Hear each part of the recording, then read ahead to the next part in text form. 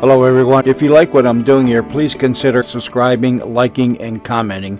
It would really help the channel out quite a bit. Thank you very much. News Radio 78, WBBM Chicago. WBBM News Time is 10:30. The CBS Radio Mystery Theater presents...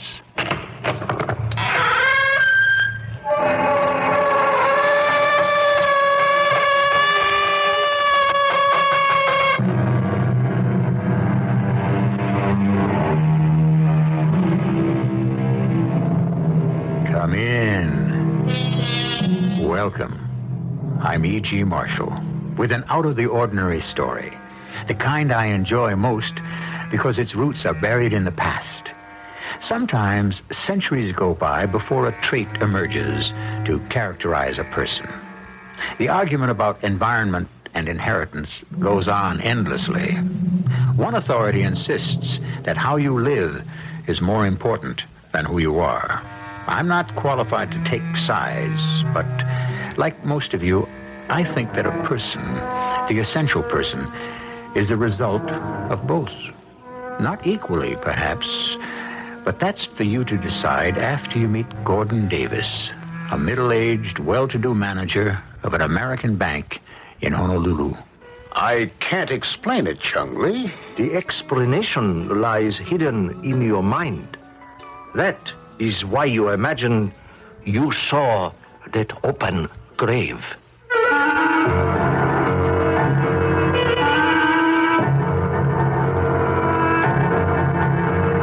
Our mystery drama, The Silent Witness, was written especially for Mystery Theater by Roy Windsor and stars Ralph Bell. It is sponsored in part by Buick Motor Division and X-Lax. I'll be back shortly with Act One. Once upon a time, there was a couple with entirely different tastes. One liked exotic things, I'll have a banana split with chicken livers. while the other was practical and down to earth. American cheese on white. Invariably, the exotic things she liked, he hated. Oh, look at this, a corduroy rug. Don't you just love it? No, And the practical things he liked, she loathed. I love it. I hate it. This went on at length until one day, after disagreeing on how to get there, It's right. Left. they went to a Buick dealer and were invited to inspect a Buick Skyhawk. She found the low, lean styling and things like the bucket seats and standard 4-speed manual transmission exciting and exotic, Oh, it's so exciting and exotic. while he found the V6 engine, the practical hatchback, very down to earth. Oh, how practical and down to earth. Unfortunately, while they agreed on a Skyhawk, they couldn't agree on which Skyhawk. Air conditioning. Heater. White walls. Black walls. Home wheels. Hubcaps. I want a stereo. We have a radio at home. Buick Skyhawk. It's exotic, it's practical. It's a little Buick for everybody. I'll drive. I'll drive. No, I'll drive. I'll drive. I'm driving. Is your bank open when you're busy and closed when you're not? Northwest Federal Savings knows that a good place to save is ready for you when you're ready. Ready with the answers and advice given by professionals in helping thousands just like you, but each with different individual needs. Northwest Federal's professionals can show you, too, the best way to save for a new home, college education, or retirement. Northwest Federal's counselors can explain all the savings plans and help you set up a savings program to meet your special needs. Home loan specialists can tailor a home loan plan to help make your dreams a reality. Bring your needs to any of 5 convenient Northwest Federal Savings Centers throughout Chicagoland's great Northwest Territory. If you think your needs are special, so does Northwest Federal Savings. All the time, because Northwest Federal Savings keeps the best hours yours. It's Northwest Federal Savings Time, 63 hours a week.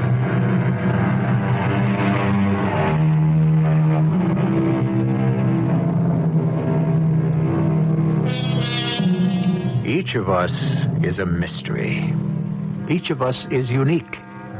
That's obvious, I suppose, but I've often thought about how different one of us is from another. Within a family, no two persons are alike. I'll even include twins. In one pair that I know, Susan is a dancer in a Paris chorus line. Paula has entered a convent. How do you explain that? Same early environment, same background, but completely different in points of view, interests, and goals. That's why Gordon Davis is... But let's meet him in his Honolulu home. Wilson? Yes, Mr. Davis? There's his taxi, right on time. His name is Blessing, Tony Blessing. Right, sir. New chap sent out from New York. I hope he works out. Not our first trainee, eh, Wilson? No, sir. Well, I'll chat with him until you announce dinner. Is the wine chilled? Yes, sir.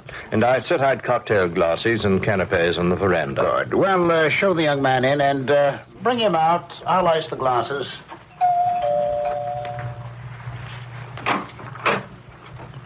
Good evening, Mr. Blessing. Right this way, sir. Oh, thank you. Welcome to Honolulu, Mr. Blessing. Please sit down. Oh, thank you, sir. Wow. The view is spectacular. Yes, it is lovely. Will you have a rum punch?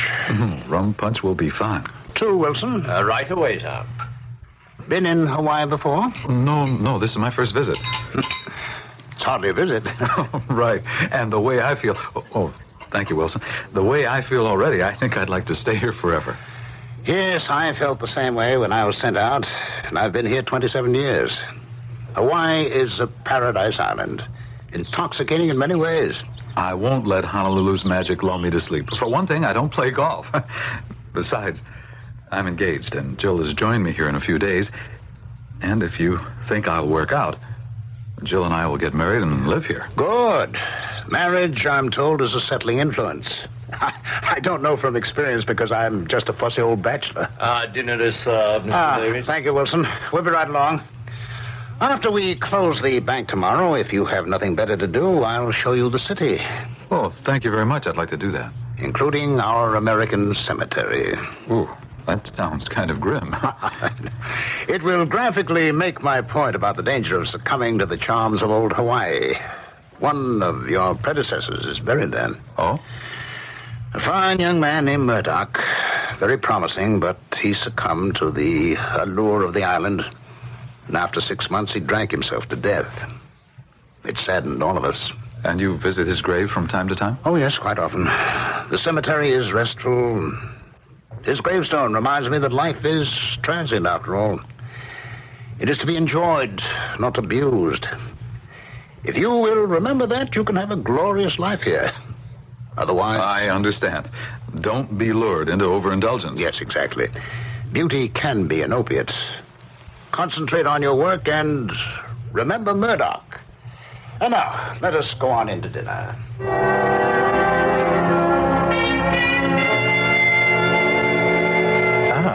Davis. Prompt as usual.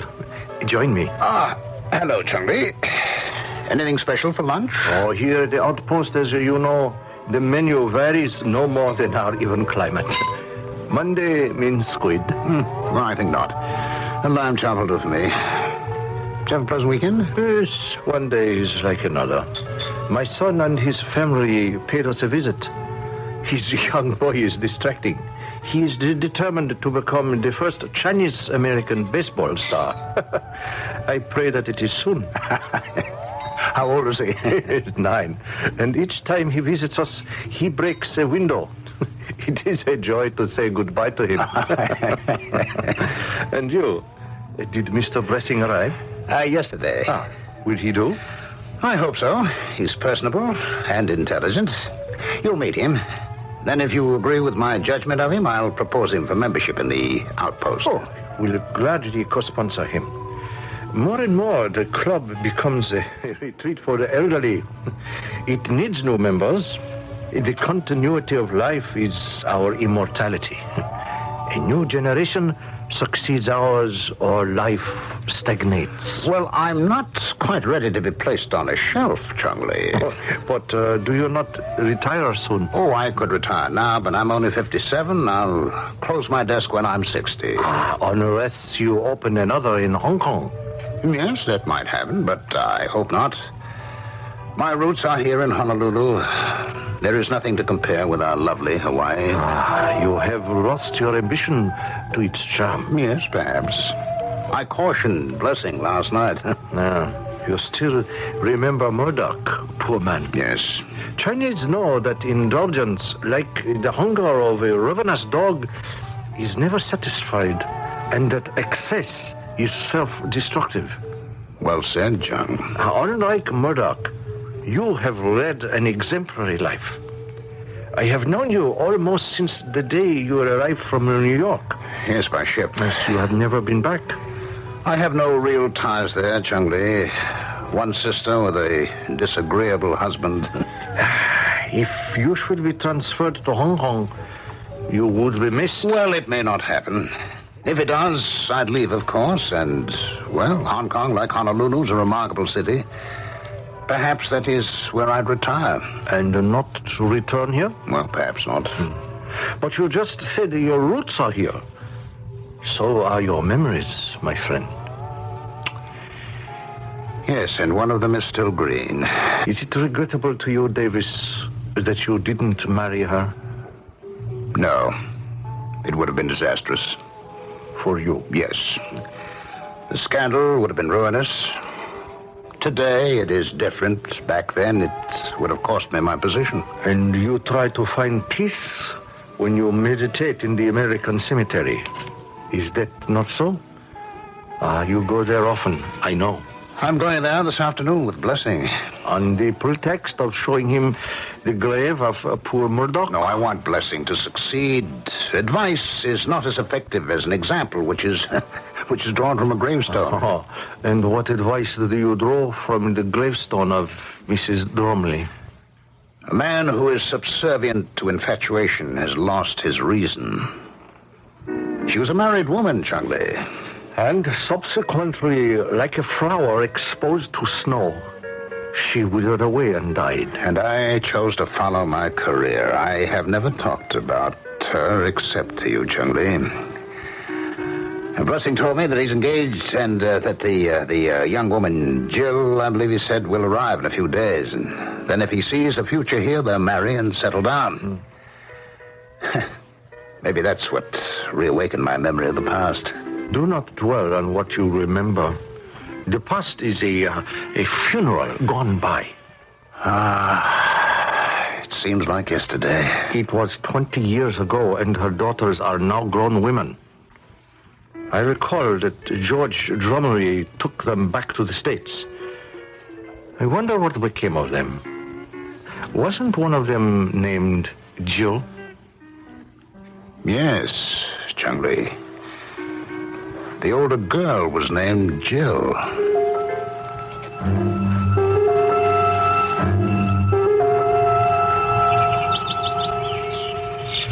It's very attractive, Mr. Davis. Neat and well kept. Thank you. Tony, if I may. Well, certainly, sir. And I'll not drop this, sir. No need for it. At the bank, I'm Mr. Davis, but away from it, my name is Gordon. All right? Sure. Yes, I'm proud of this cemetery. Proud? Well, that's an unusual word. Oh, yes, but appropriate. As you can see, it's in a valuable part of the city. About 20 years ago, an attempt was made to relocate it, but I fought the developer, and with the prestige of the bank behind me, I won. So here, and still in peace, rest the bones of the missionaries, long dead, and many members of our American colony. Meaning those born in the States? Yes, of course, because all of us here are Americans, you know. And this is the final resting place of Willard Murdoch? Yes. Why wasn't his body sent back to his home? B. And there's a gravedigger. I must find out who died. Gravedigger? What the devil? I must need glasses. Or is he seeing things?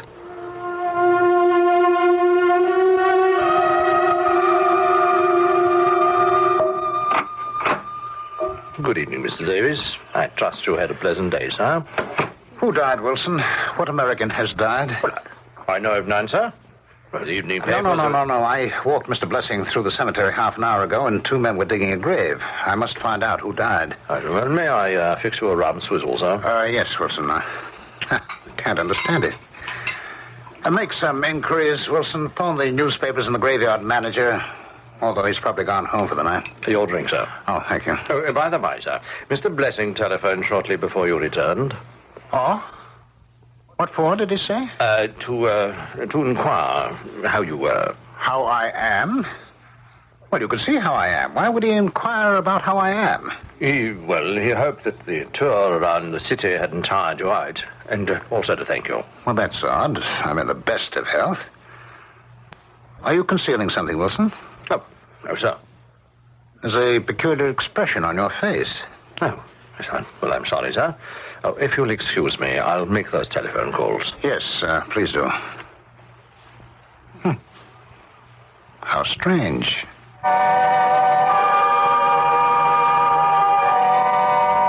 How strange indeed.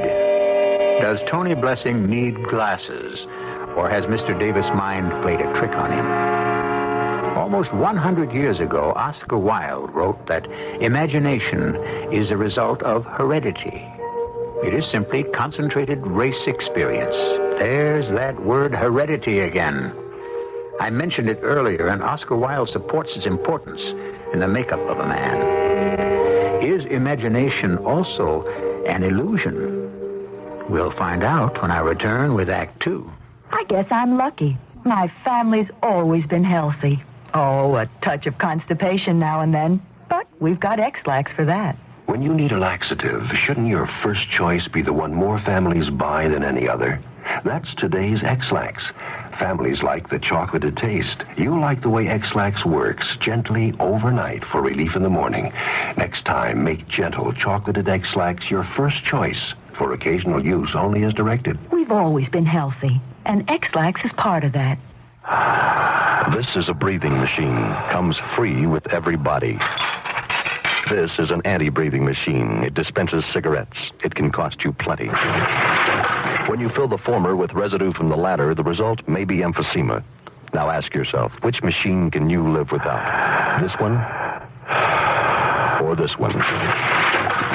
Your local lung association considers it a matter of life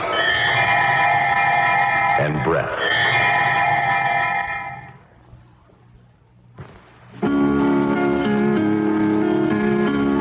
This is Jack Lemmon. Now, you know I took a lot of kidding about that name when I was a kid, but I got used to it, and things haven't turned out too badly for me. But take some other kids, though, kids who don't have a father around. There are almost 2 million of them in this country, and for them, although their name may not be 11, their life is pretty sour. Unless somebody like a big brother comes along to give them the companionship and sympathy and encouragement and the time and attention they need, they could easily stay sour.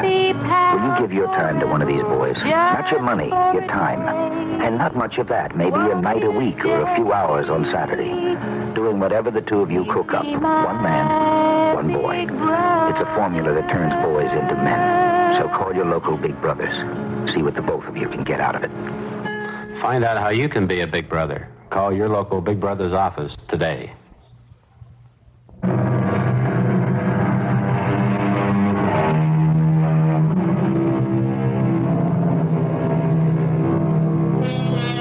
The mind plays tricks on us. From what Tony Blessing said about Mr. Davis seeing things, it would seem that he saw something that wasn't there. But an open grave? According to definition, an hallucination is the perception of objects with no reality. Is that what happened to Gordon Davis? It's the next morning. Shall I serve breakfast now, or will you first see Mr. Luke, sir? Luke? He's here? Well, I reached him early this morning, and he said he'd look in on his way to the cemetery. Oh, that's very thoughtful of him. Yes, ask him to come in and bring another cup, please. He might like a cup of coffee. Very good, sir. He will see you now, Mr. Luke. All right. Will you have a cup of coffee? Oh, sure, thanks. Yes, well, go right in, Mr. Luke. Okay. Good morning, Mr. Luke. Oh, morning. Sit down. You will have some coffee? Oh, yes, sir. Wilson asked me. And did he tell you why I wanted to talk with you? Oh, something about a new grave. Is that right, sir? Yes. You know my interest in the American cemetery. Oh, yes, sir. All of us do. We keep it real nice, thanks to you. Nothing's run down, and we place fresh flowers on that one grave every week. Yes, it always looks well cared for. I want it kept that way. I understand, Mr. Davis. Your coffee, Mr. Luke. Oh, thank you. Now, about that new grave, Mr. Davis. Mr. Blessing, he's my new assistant at the bank. Blessing and I strolled through the cemetery yesterday afternoon, and 2 men were digging a grave. I spoke to them, but they spoke only Chinese, so we could not communicate. Well, where was this? It's about 100 feet from the gravel path and close to the plot marked Willoughby.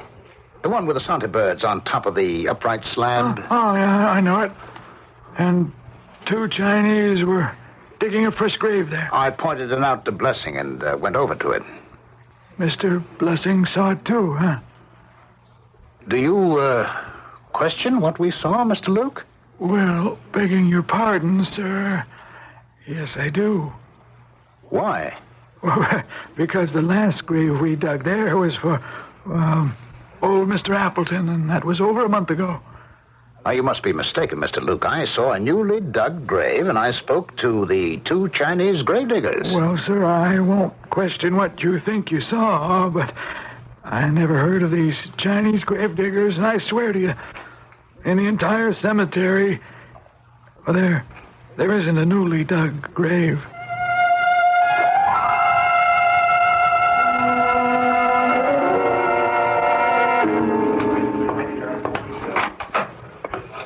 Good morning, Mr. Davis.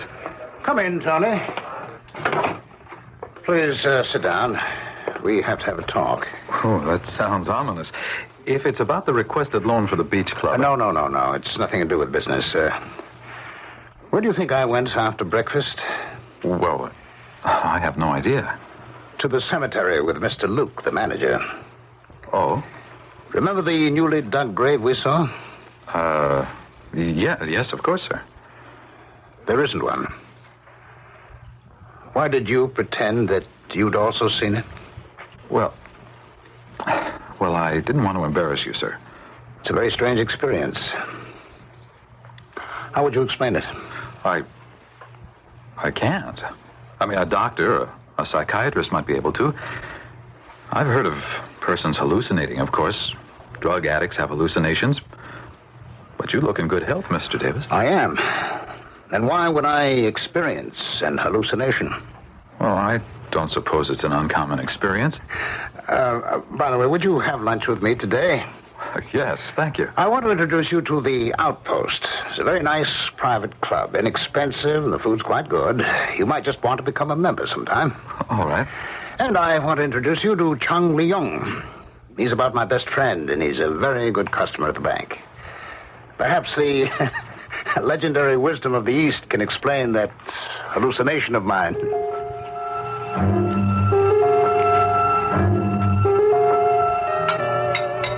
The Chinese do not think that a hallucination is abnormal.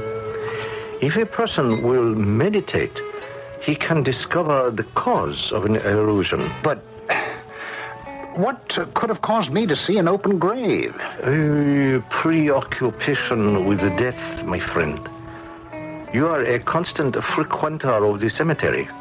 You make it sound morbid. I find rest and peace there. If you will meditate to discover why you saw that open grave, you will learn the reason. You may know it now. Turn away from it. Let it sink to the very bottom of your mind.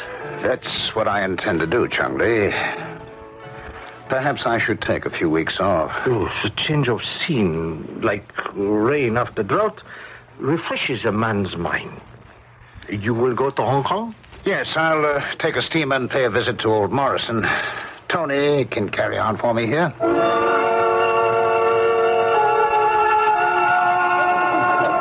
Jill! Darling. Oh, let me look at you. May I say fabulous? You better. How do you like my hometown? Don't you love it? I never want to leave it. Hey, how was the flight? Just fine. Hey, will you marry me? I suppose so. I only bought a one-way ticket. Okay. Pick a church. I'm settling into the job at the bank, and I like Mr. Davis very much. Hey, let's get married tonight. Oh, you're wild. No, I'm not. Well, then you won't have to check into the hotel. You're too much. No, I'm going to spend my first night in Honolulu in bed alone. Okay. And I'll find myself some cute little native girl. Just you try it, my sweet. And I'll provide a simple burial for you in the American cemetery. Is there anything for, Mr. Davis? A glass of brandy? I'm sure you have a good night's sleep, sir. You're very kind, Wilson. Have you spoken again with Tony Blessing? No, sir. The two of you were worried about me, weren't you? Remember I asked about that peculiar expression on your face? Yes, sir. You did worry us, and Mr. Luke was... Yes, Mr. Luke. You should have seen his eyes when I said I'd seen that open grave. Well, there is no open grave, Wilson. I had an hallucination. Not uncommon, I'm told, and no cause for anxiety. Yes, well, I'm very glad, sir. Yes, so am I. In a way, a very unsettling experience. Well, a good night's rest, and you'll be like new tomorrow morning. I hope so. And, Wilson, I'm going on a trip for a few weeks. Oh, yes, sir? To Hong Kong to visit Mr. Morrison at our branch there. Well, a holiday sounds like a fine idea. And, why don't you close up shop and take a vacation of your own, eh? I thank you, sir. Well, good night, Wilson. It's early, I know, but I don't want to be disturbed. If anyone telephones, just say that I'm away, eh? Yes, sir. Good night. 7 in the morning as usual. 7 sharp. Good night.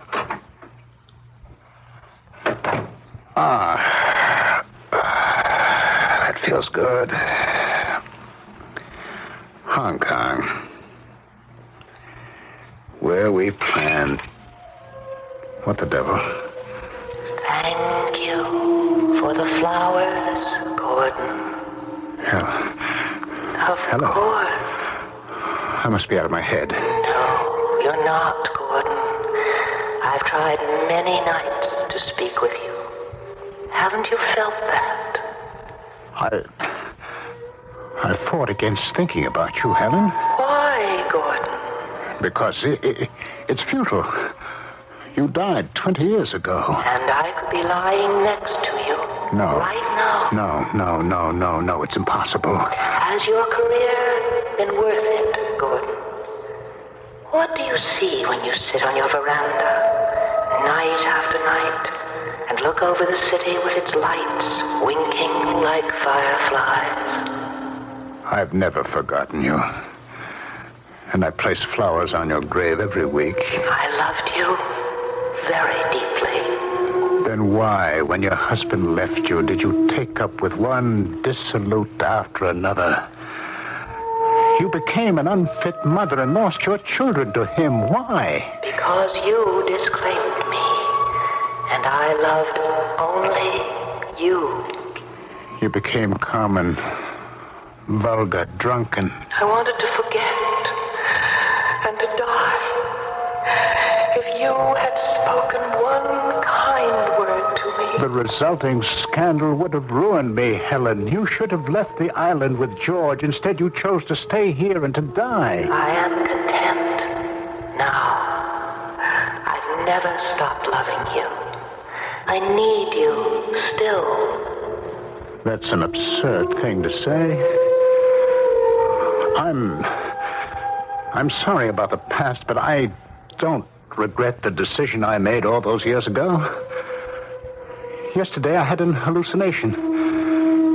And tonight a visitation by a what? A ghost? Or are you in my mind?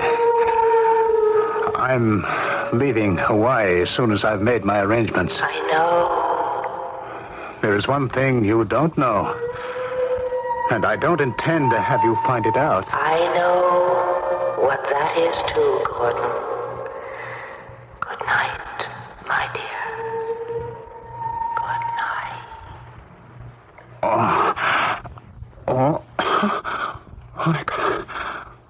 Oh, good Lord. Oh, good Lord, what a nightmare. I'm covered with perspiration. Helen...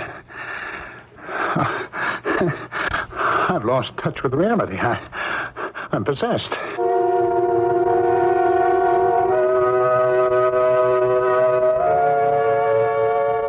An old proverb holds that a guilty conscience needs no accuser. When you close your eyes at night to go to sleep, conscience comes awake. Here is Mr. Gordon Davis beset by a decision he made years ago to sacrifice love for a banking career, which has been highly successful. But what he did to Helen Drumley still haunts him. I'll return shortly with Act 3. When it's so hot, stepping outside is like stepping into a blast furnace. That's the time for Country Time. Country time, country time. Tastes like that good old-fashioned lemonade. Country Time lemonade flavored drink mix. Not too tart, not too sweet. Natural lemon flavor. When you've got a thirst for the taste of good old-fashioned lemonade. Country time, country time. Tastes like that good old-fashioned lemonade. I love my skin, so I don't play games with it. When I slip into my bikini, I always slip into my Sea & Ski. Any sun product will help me tan, but Sea & Ski gives me the kind of tan you want to touch. Sea & Ski penetrates, moisturizes, protects, helps your skin stay smooth and supple. So get the tan you want to touch with Sea & Ski, the sun specialists. We know your skin. Come on, son, it's you and me and Sea & Ski. If you need a muffler, now you can Midasize your car in over 800 Midas shops in the United States. I've got Midasized in Topeka, Kansas. It goes to prove you're never too old. I got Midasized in Brooklyn, New York. Words alone cannot express my satisfaction. Once we Midasize your car, you'll never have to buy a muffler for it again. Because at Midas, if anything ever goes wrong, we guarantee to replace the muffler free for as long as you own your American-made car. Noisy muffler? Don't compromise. Midasize at Midas. I got Midasized in Waco, Texas. You never seen a muffler that size before. The next time you hear that noise, don't compromise. Midasize. In case you didn't know, the 41 Chicagoland Midas dealers can install mufflers on most foreign cars with the same expertise with which they've been installing mufflers on American cars for the past 20 years. This is WBBM Chicago.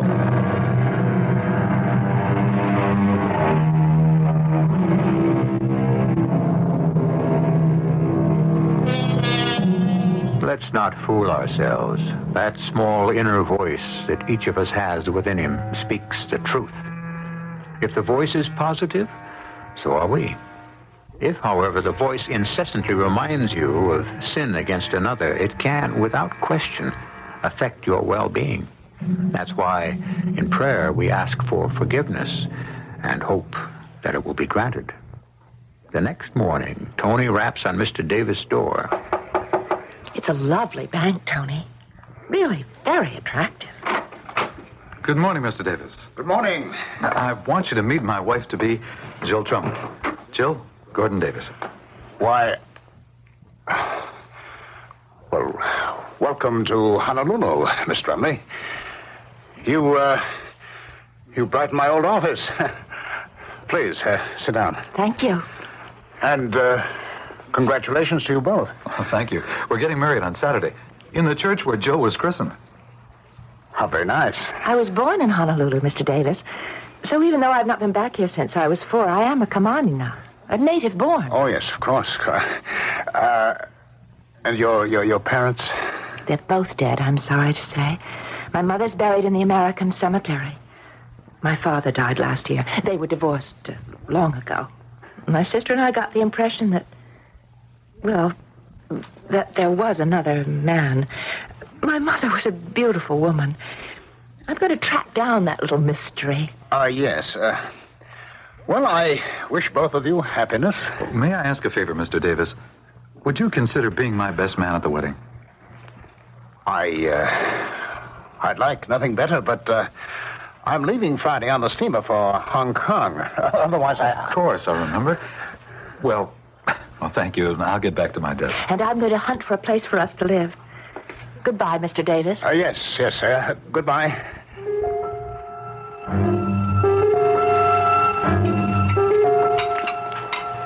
My friend, distress lines your face. Are you ill? No, Chung Lee. What sank to the bottom of the ocean has come to the surface. The young woman Tony's brought over to marry is Jill Drumley. The daughter? Oh, how unfortunate. It's a hideous coincidence. Or the long arm of fate. And last night I had a nightmare. Or saw a ghost. Helen Drumley appeared and spoke to me. I'm on the verge of collapse, Chung-Li. Did Jill Drumley identify you? No. Drumley never talked to his daughters about Honolulu or what happened here. She knows nothing about her mother and me, but she will. Old acquaintances. Perhaps she will find out. Yet nothing ever was proved. Drumley's accusations were suspicions. And your friends were unsuspecting. We were very circumspect. Yes, you loved her. I still do. But Drumley would not divorce her. Or you would have married her. I don't know. My position... Yes, the bank.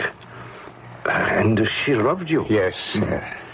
A man has the choice of beginning love, but not of ending it. There were men in her life after me, Chung-Li. You say that to ease your conscience, my friend. The situation is intolerable. How can I face Tony every working day? It's an impossible situation. I'll go away for good. Where will you go? I don't know. I'll take early retirement. Is young Blessing qualified to replace you? Except for experience, yes. I will miss you, Gordon Davis. Fate, you said. Fate is capricious. What is written is written.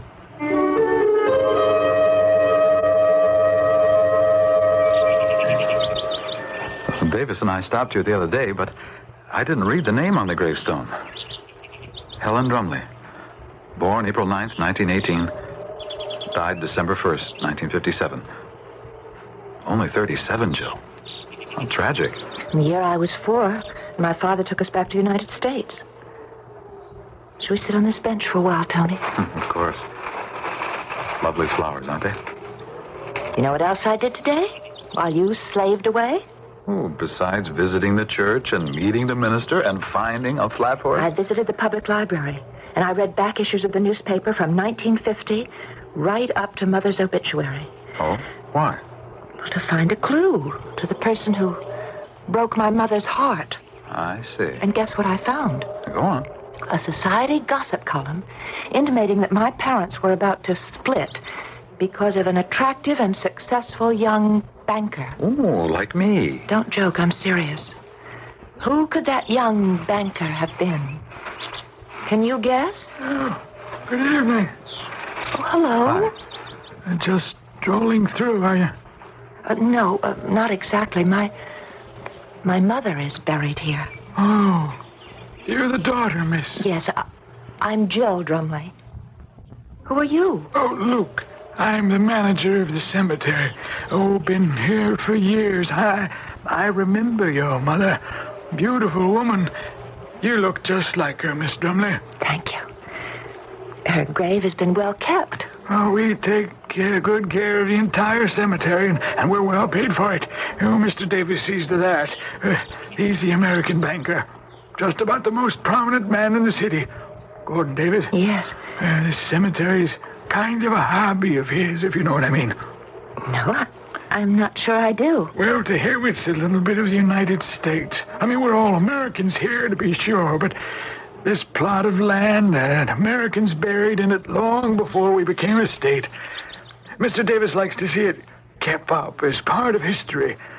Well, that's about as much as I know. And the beautiful flowers. Oh, I put them on Miss Drumley's grave once a week.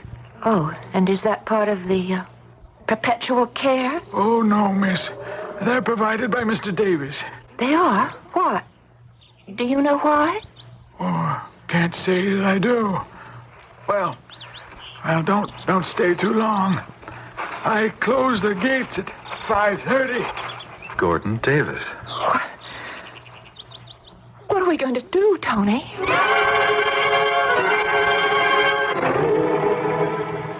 Sit down, Wilson. I have bad news. Well, I'm sorry to hear it, sir. I'm going away for good. You're leaving Hawaii permanently, Mr. Davis?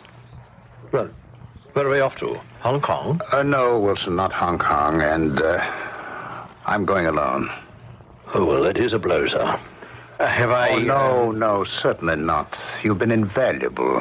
Well, then may I ask... You've been with me since 1952? That is right, sir. Mr. Blessing is being married Saturday. Yes? To a young woman newly arrived from New York. Her name is Jill Drumley. Good heavens. It's an unbearable situation. Yes, I can see that. I killed her mother. But hardly, sir. Isn't that melodramatic? You could not have married her because she could not obtain a divorce. Because I did not want to be named in the suit and risk losing my position. I loved her dearly, Wilson. Why didn't I risk my position for her happiness and mine? Well, I can't answer those questions, Mr. Davis. Oh, but I can. Because I loved the bank. Can you imagine anything more preposterous? I loved the bank. The balance sheets, the interest charges, the entire orderly, monstrous, calculating business. And my life reflects it. I'm nothing more than a cipher. And a fraud. But after Mr. Drumley did divorce his wife... Oh, by then I had rejected her. She changed. My moment with her had passed. But she still haunts me. I am very sorry, Mr. Davis. But you look completely tuckered out. I hope that someplace you will find peace. Thank you. Don't worry about yourselves, Wilson. I'll give you a year's salary. Oh, sir, that's too generous. Oh, I can afford it. Thank you for listening to me, my old friend. Now I'll go up to bed and hope to sleep.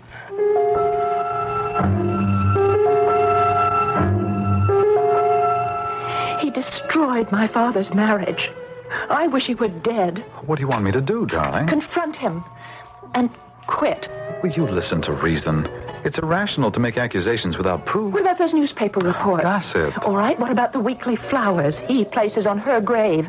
Why, out of all the persons buried there, would he select my mother's grave? Well, Davis may have loved your mother. Say that he did. She was a beautiful woman, and many men may have loved her. Okay. Don't interrupt. Did your father ever accuse Davis or any other man of adultery? No, not that I know of. Did your mother ever profess loving Davis or any other man? But how would I know? Well, you don't. You can't hate Davis just because of a rumor or because of the flowers.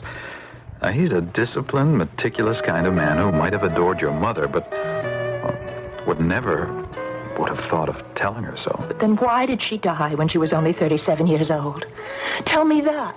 Honey, I haven't the vaguest. And it's so far in the past. Can't you forget it? No. I have to find out why my mother died of a broken heart. And who, may I ask, handed you that hackneyed old phrase? My father. That's all he'd ever say about my mother. He said it sadly, as if, in a way, it was partly his fault.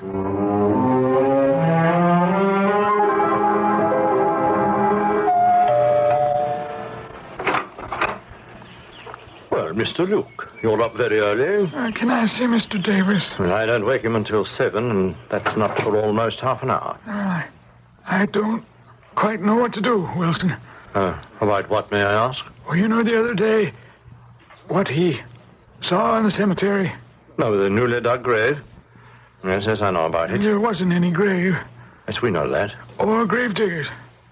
Well, what are you getting at, Mr. Luke? I saw them. You saw the grave diggers? When? Well, certainly not this morning. Last night. I was closing the gates and I saw them. I yelled and went back toward them and they vanished. And I went back to the path and I saw them again. I couldn't sleep. So an hour ago, just about sunrise, I went over to the cemetery and opened the gate. And? There were no grave diggers. But guess what there was? I'd rather not.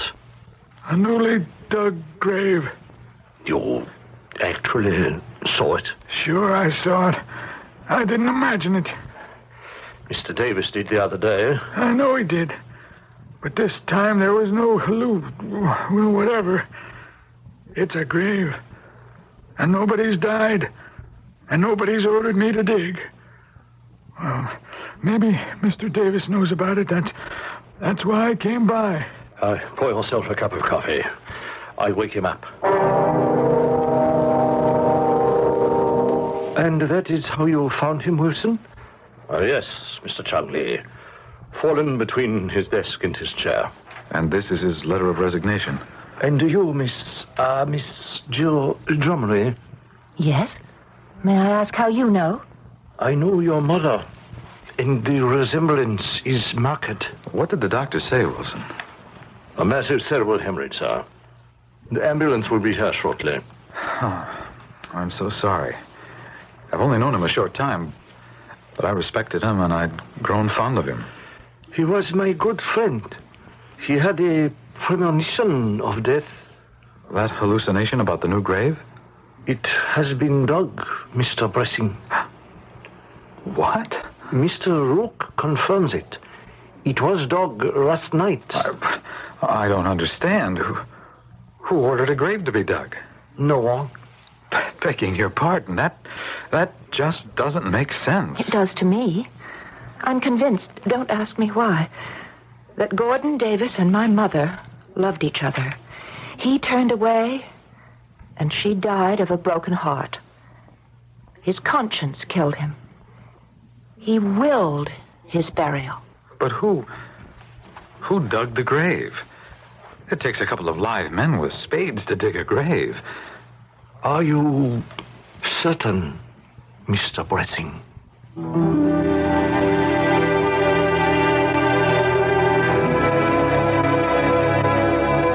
Another phenomenon? To be practical, yes, to dig a grave, you need a man or two with tools for digging. A spade. So, was Mr. Luke deluded? He swore that he saw a newly dug grave. Why might he have been deluded? Because Mr. Davis' troubled conscience forced itself into the minds of others so that they, too, could foretell his fate? And was the grave dug, for surely it was there, without anyone being conscious of it? Well, these are truly inscrutable questions. I'll have a further comment when I return shortly. When we go fishing, I get seasick. What do I take? I just take it. Don't just take it. Take Dramamine. If you get nauseous on buses like I do, the best thing to take is another form of transportation. Don't just take it. Take Dramamine. Dramamine tablets help prevent the symptoms of travel upset, such as nausea, dizziness, and lightheadedness for millions of people. Take Dramamine a half hour before you leave. It really works to help put you in control of the situation, and it's the kind of situation that's much easier to control ahead of time. Millions trust Dramamine again and again for reliable help in preventing travel upset. For occasional use only as directed. Travel upset. Sometimes I think the best thing is to take my vacation at home. Don't just take it. Take Dramamine. When a woman buys a shirt for her man, it's usually a pretty good sign that she loves him. And because she loves him, she wants that shirt to be something special. Something he'll be happy with for a long time, even if he's hard to please. Buying a shirt for the man she loves is one place a woman doesn't want to miss. That's why for a long time now, women have been buying more Arrow shirts than any other kind, because it's hard to miss with Arrow. Arrow makes shirts that look good, feel good, and fit good from the collar to the tail. Shirts that look like today, but don't look like yesterday a month after you bought them. Shirts that are worth exactly what they cost, button for button and stitch for stitch. For the man you love, even if he's hard to please. It's hard to miss with Arrow. It's hard to miss with Arrow. Arrow shirts. Arrow, America's shirt maker.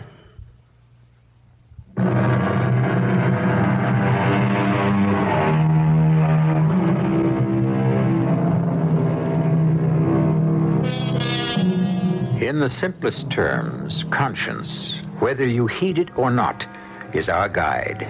When we go against its dictates, we begin to accumulate a mind filled with already made decisions which, throughout our lives, are always there to haunt us.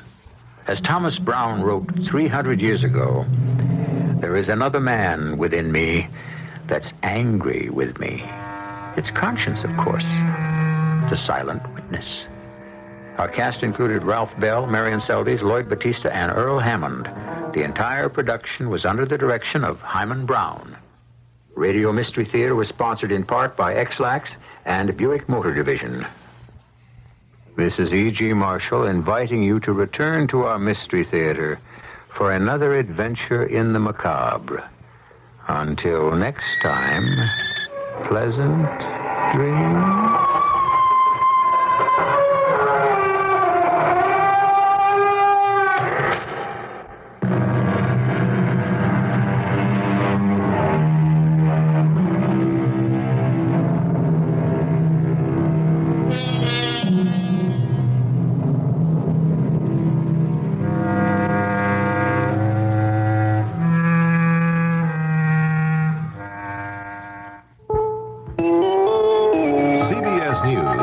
Reported that the United States has proposed an exchange of diplomats with Cuba. This is Doug Poling reporting on the CBS radio network. The Washington Post, in its Tuesday edition, says under the proposed exchange, each country would place diplomats in a neutral embassy in each other's capital. The report says the move would bring the U.S. and Cuba a step short of full diplomatic relations. Earlier, the Associated Press, quoting U.S. officials traveling with Mrs. Rosalind Carter, reported that negotiations are taking place between the United States and Cuba in New York over matters of mutual concern.